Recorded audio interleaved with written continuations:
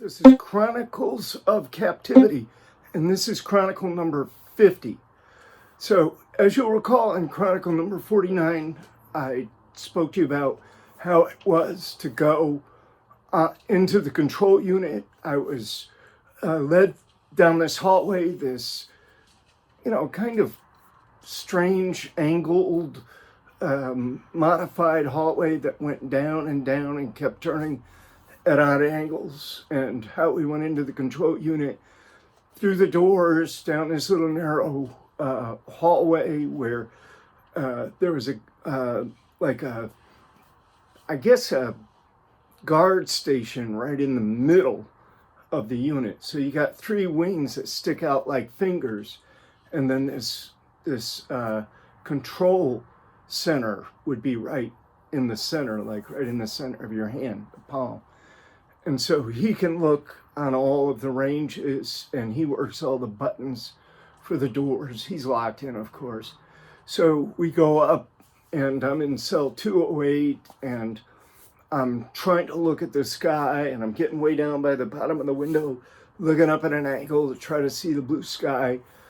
It's, there's nothing in there. It's just concrete and steel, 7x9 about, but a lot of that floor space taken up with the toilet sink, the bunk, the little concrete table and a concrete stool, and then the shower, stainless steel shower stall, just a big tall box.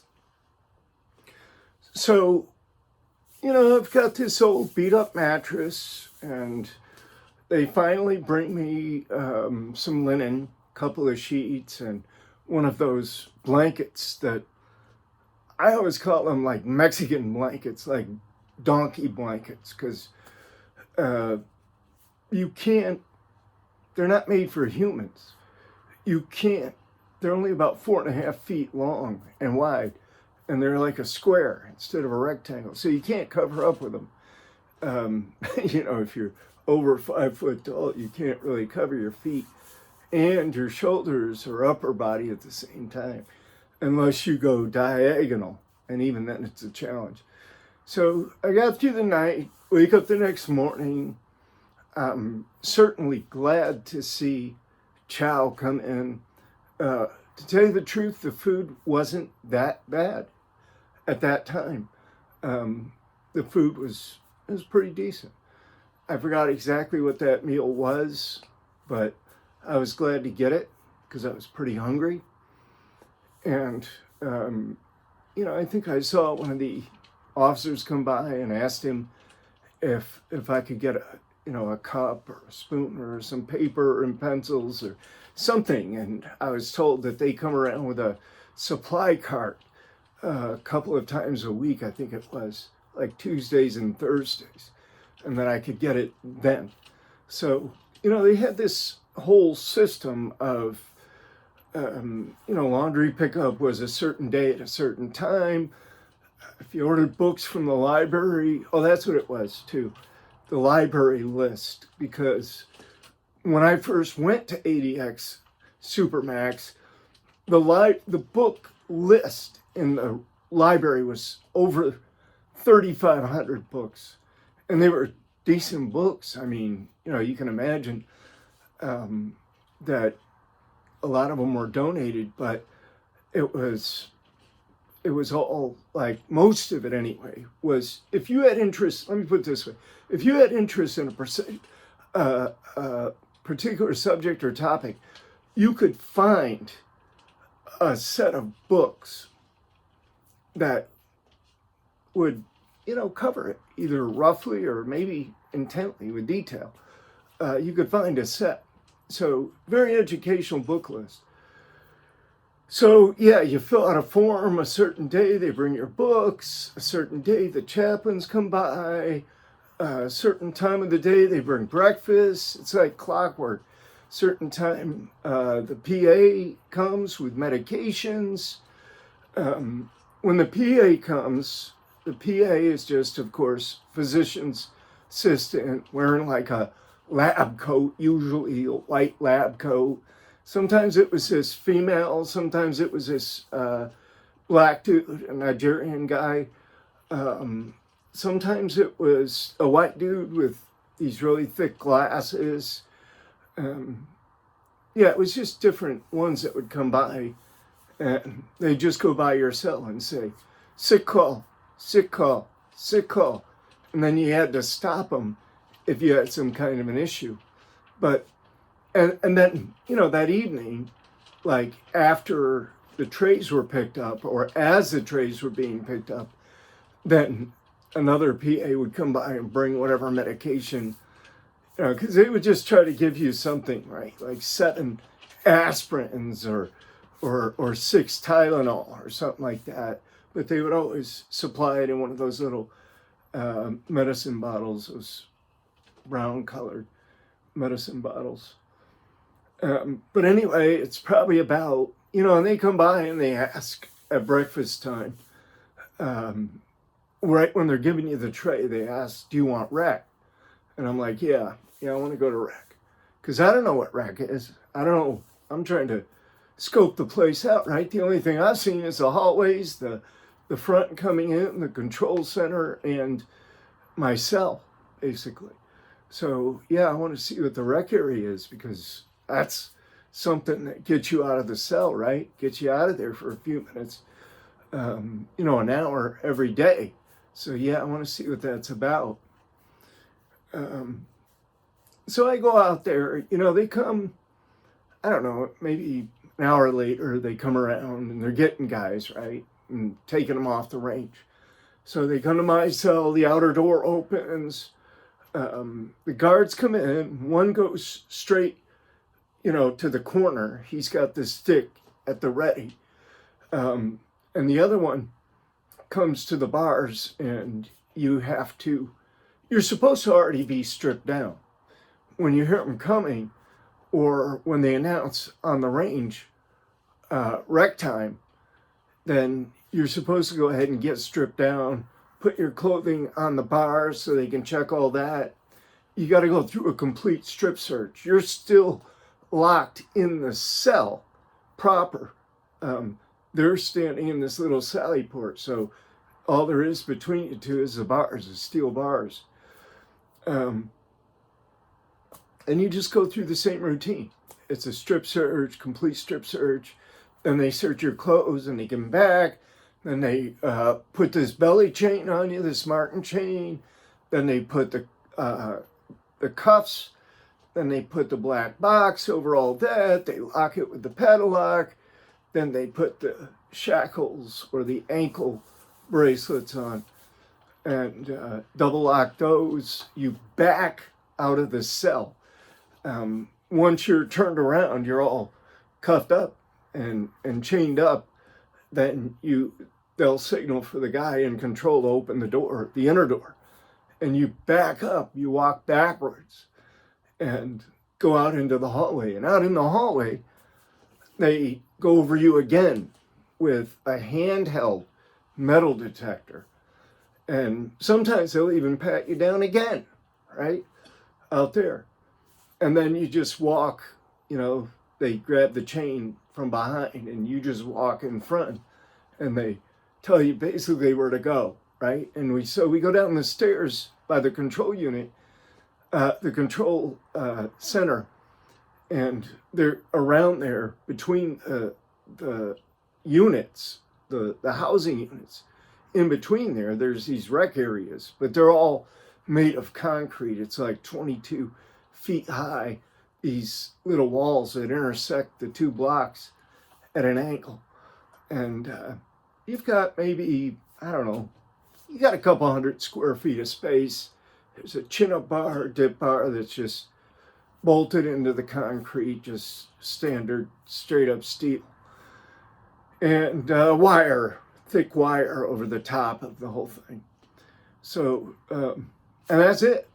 At your rec, you go in there, you get unchained, and then you just kind of maybe walk around, do your exercises, whatever. There was hardly any sunlight at all that could make it down into that rec area. Every once in a while, if you went out there at a certain time of the day, usually about 11 a.m., and you happen to be in a certain rec cage, then you could get like the sun would come down in a corner for like a few minutes, maybe 20, 30 minutes. It would be just on this one corner. So I used to stand in the sun sometimes just to try to get some sunlight. I really craved sunlight. It was a big deal. Not having it was like, you're just missing something. I don't think people think about that too much, about the human need for fresh air and sunlight. Those are as critical as water, right? To me, they're essential. Fresh air, sunlight, water, those should be like absolute basic necessities for anybody, any human being. But anyway, yeah, that's what the rec area was like. So then to go back in after your hour is up, you have to go through the same thing. You have to strip down again, put all your clothes on the food hatch, your shoes, everything, socks. They go through all that. They have you strip search out there and do the whole thing. Fingers through your hair. Let's see behind your ears. Show me in your ears. Open your mouth. Lift your arms. Lift your dick. Lift your nuts. Turn around. Let me see your right foot. Let me see your left foot. All right, bend over, spread them. Now squat down and cough. The squat down and cough thing was something that I just wouldn't do. I just wouldn't do it. After that first time when I was coming in, what are they going to do? How are they going to make you squat down and cough? You have to. That's when it began to dawn on me that a lot of this was voluntary stuff, right? If they wanted to move me from one place to another, like let's say one cell block to another cell block, or one prison to another prison, I had to cooperate in that, right? I had to walk. I didn't have to. They were going to move you. They're going to carry you. But that's what made me start thinking about, well, we're cooperating in all this stuff, all these really bizarre procedures and everything that are dehumanizing us. We're cooperating with this voluntarily. And so whatever little pieces that I could shave off of that, I did. So like when they tell me to squat and cough, I just shake my head, start putting my clothes on. And what are they going to do? They can't do anything. 9 times out of 10, they were just like, okay, go ahead. But that day, the second day I was there, I go back to the cell. Lunch is served. Pretty good lunch. I gotta say, the food was pretty decent back then. Just, plastic trays, 2 plastic trays, smallish ones with a clear lid on the top, and several different compartments in those trays. And, you have a vegetable, you have a bread, you have some kind of meat, you have some kind of pasta. Usually you'd have a dessert at least once a day. I think the dessert was actually at lunchtime. It wasn't all the time, but you usually got one dessert from one of the meals, one time a day. But, like I say, the breakfast was pretty good. Lunch, dinner, it was edible. It was good enough. So after lunch, they come and they pick up the trays. I'm just walking back and forth. There's nothing to do, right? It's like, all right, I put my book list in for the library. I want some books. I'm waiting still for a pad of paper and pencils because the cart's going to go around at like 3 p.m. So I see, you know, the gate opens at the end. I hear it open. I see these guys come up in front of my cell. And here's this short guy that was there the day before when I came in. Short Mexican dude, and wearing a suit, you know, suit and tie, and, you know, looking pretty spiffy in a Bureau of Prisons kind of way, a bureaucratic kind of way. And so they open the outer door. The first guard comes in. He's got his stick at the ready. He stands over in the corner. And, you know, over in that corner, they also have an intercom, you know, with a button on it so that they can listen to you and, you know, they can, I guess, give you instructions through the intercom if they want to or whatever. But anyway, there is an intercom. So the door opens, the first guard comes in, he's got his stick, he stands by the intercom. The unit manager steps in to the sally port, and then the other guard is like right in the doorway by the hall in the sally port, just kind of hanging out right there by the door. Outside, though, in the hallway. So the dude steps in and he says, "Powers, I'm your unit manager." And you know, I was just walking back and forth.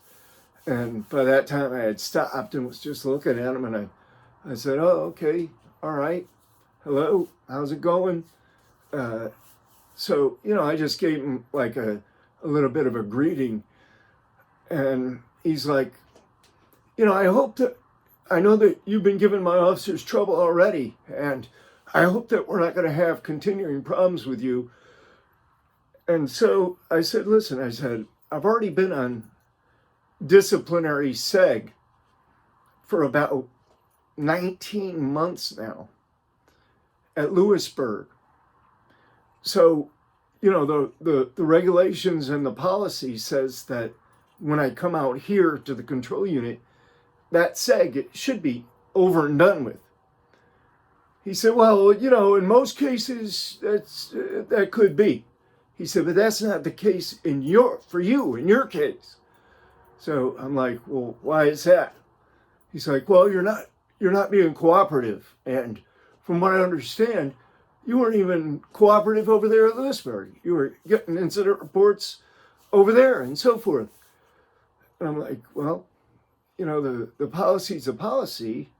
And, you know, I think I should be off DS now because just coming here is a type of DS, right? Just being here in the so-called GP is a type of a punishment. So that's why that policy." So he was like, "No, that's not why that policy exists, blah, blah, blah. Plus, it's in my discretion. And you give me another 90 days of clear conduct and start cooperating with the officers, and I'll revisit it then." So I'm like, that don't sound right. You know, because 90 days, that's a long time for me, you know, not to you know, to cooperate with everything and not to have any kind of a conflict with the guards. So, yeah, I mean, it wasn't going to happen anyway. And so he went in this little speech, and he was telling me about, you know, how this is the Alcatraz of the Rockies. This is where they house the worst of the worst. You've got to understand where you are. I want you to know that, yeah, we know you're a paper pusher, but I want you to know that the courts go with what we say and give us a lot of leeway in how we handle our business here and all of that. So I'm a little bit over my time right now. So I'll tell you what happened next when we come back for Chronicle number 51.